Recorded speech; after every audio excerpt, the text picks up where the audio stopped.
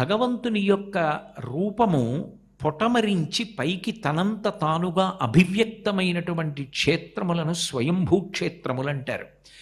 కొన్ని కొన్ని చోట్ల దేవతలు ప్రతిష్ఠ చేస్తారు. ఉదాహరణకి తూర్పుగోదావరి జిల్లాలో శ్యామలకోట అని ఒక ఊరుంది. దాన్ని ఇప్పుడు సామర్లకోట అంటున్నారు. అసలు దాని పేరు శ్యామలకోట. పిఠాపురం అంటున్నారు, పీఠికాపురం.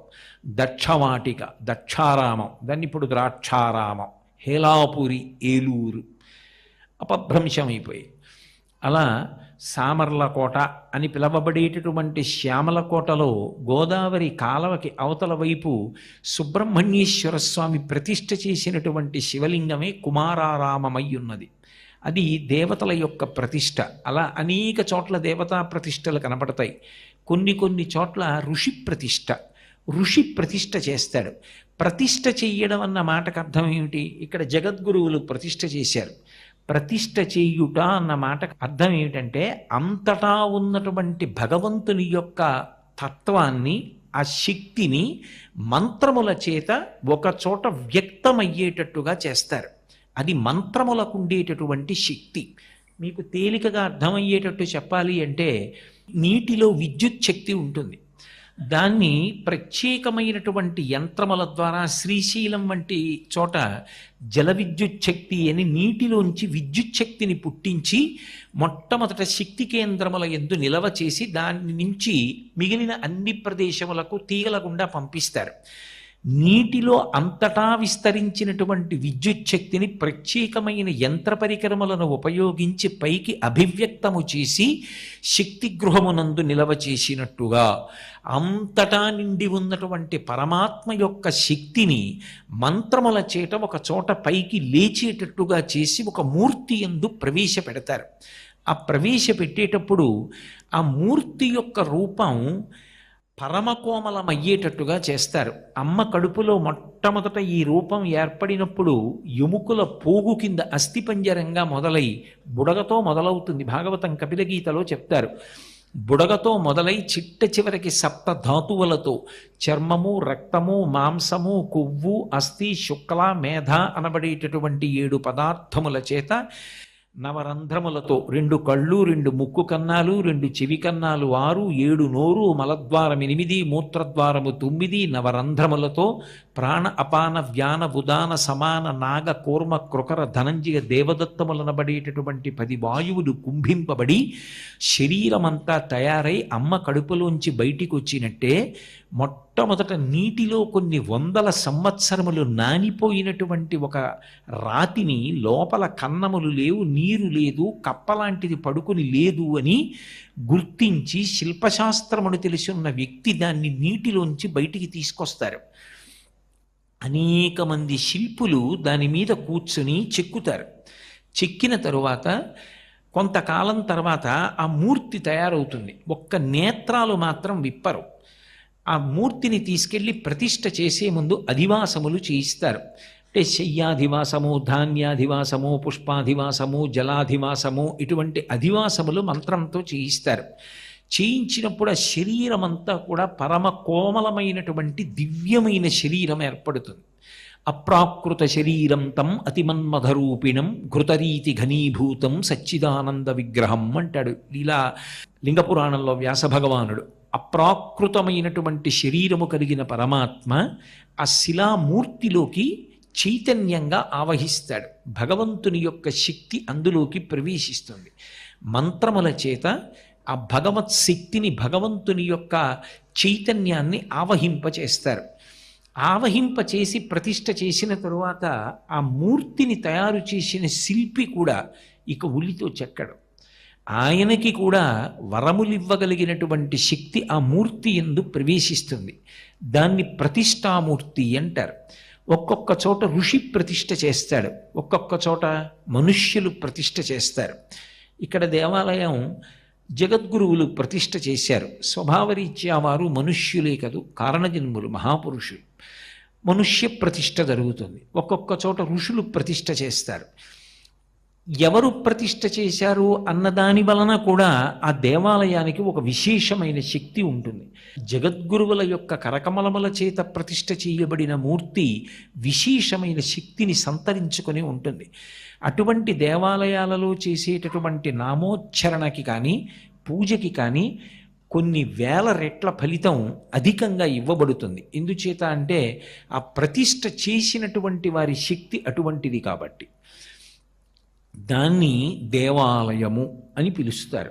అది స్వయంభూ కావచ్చు, దేవతా ప్రతిష్ఠ కావచ్చు, ఋషి ప్రతిష్ఠ కావచ్చు, ఒక్కొక్కచో రాక్షస ప్రతిష్ఠ కావచ్చు.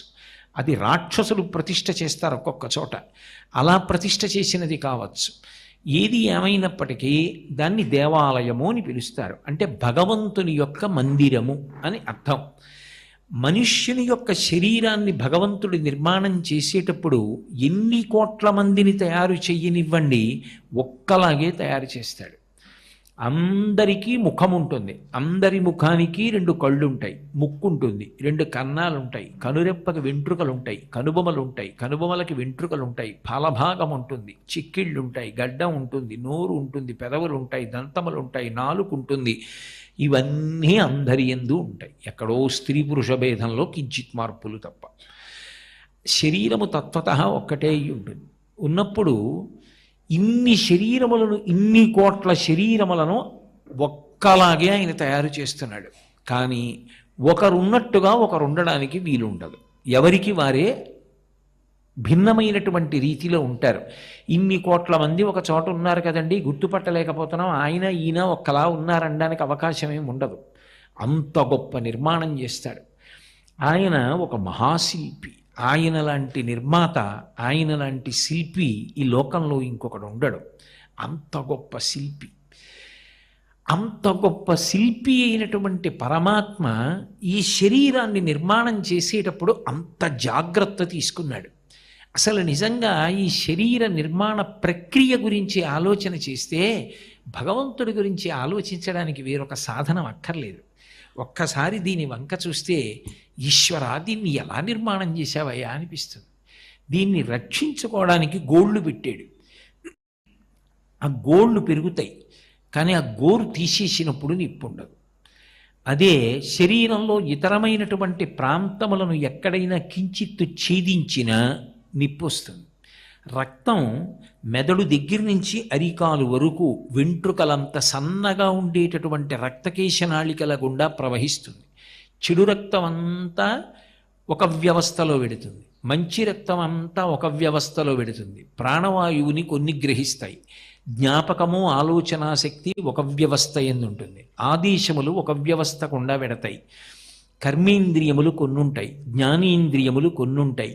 దేనికి రక్షణ ఎక్కువ ఉండాలో దాన్ని అంత జాగ్రత్తగా పెడతాడు.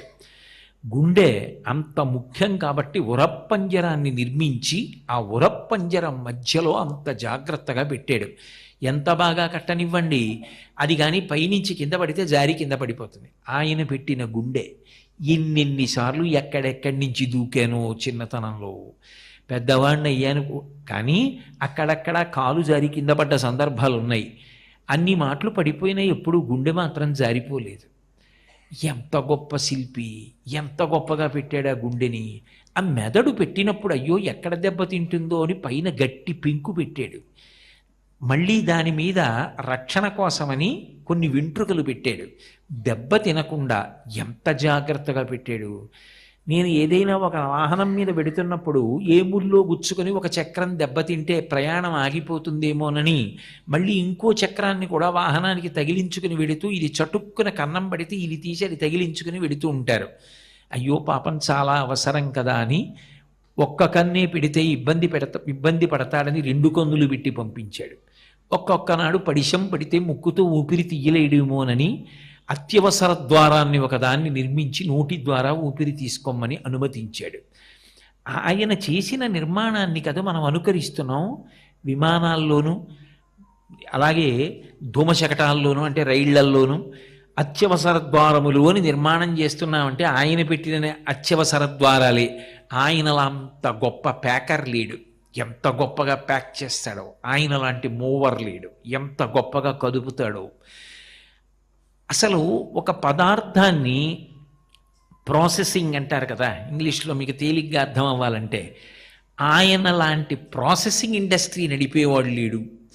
అన్నం నోట్లో పెట్టుకున్నప్పుడు ఒక రూపం, చిట్ట చివరికి మలభూయిష్టమైపోయి అది దుర్వాసనతో బయటికి వెళ్ళిపోయినప్పుడు అంత హీయంగా ఉంటుంది. కానీ అది రేపు పొద్దుటి వరకు కడుపులోనే ఉన్నా ఎక్కడా దుర్వాసన పైకి రాకుండా ఎలా కట్టాడు, ఏ రంధ్రంలోంచి ఆ వాసన బయటికి రాకుండా ఎలా శాసించాడు, ఎంత గొప్ప శిల్పి. లోకమంతా ఆయన్ని చూసి నేర్చుకుంది.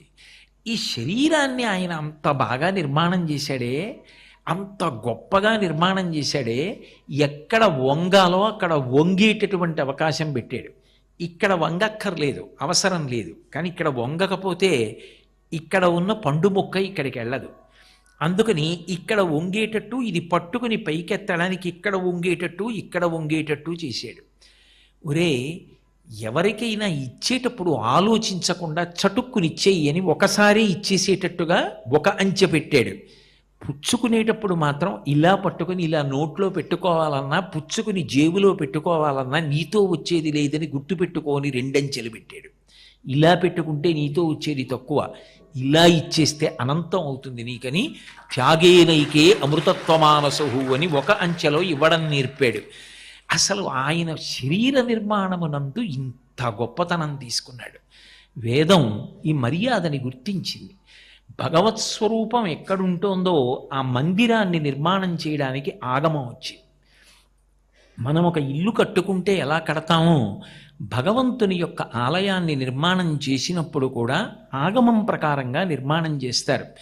ఒక దేవాలయ వ్యవస్థ వచ్చింది అంటే ఆ దేవాలయ వ్యవస్థ ద్వారా సమాజమునకు ఎన్నో ప్రయోజనములు ఉంటాయి. దేవాలయములు కేవలం ఏవో కాకతాళీయంగా వచ్చినటువంటివి కావు. కాకతాళీయము అన్న మాటకు అంటే తాళ అంటే తాటి చెట్టు. కాకి ఎగురుతూ ఎగురుతూ ఒకసారి తాటి చెట్టు మీద వాలుతుంది. అక్కడే ఎందుకు వాలిందండి అంటే దానికి ఏం జవాబు ఉండదు.